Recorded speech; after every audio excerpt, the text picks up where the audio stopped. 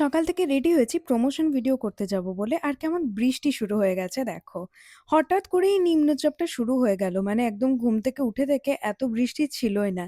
But যখনই কাজে বেরোতে যাব ঠিক সেই সময়ে নেমে পড়লো। আজকে আবার গুডুর খুব আদর খেতে ইচ্ছা হয়েছে আমার কাছে।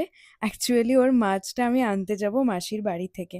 তো এখন ও আমাকে একটু আর কি তেল দিচ্ছে যাতে আমি মাছটা এনে দিই।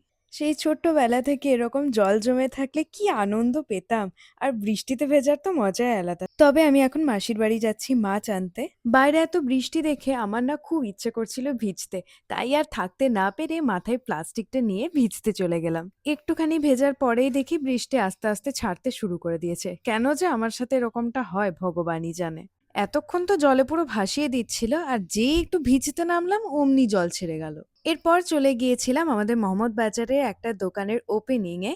এটা কিন্তু শুধুমাত্র মেন্স কালেকশনের ওপর। আর সত্যি বলতে মোহাম্মদ বাজারে এরকম একটা দোকানের খুব দরকার ছিল।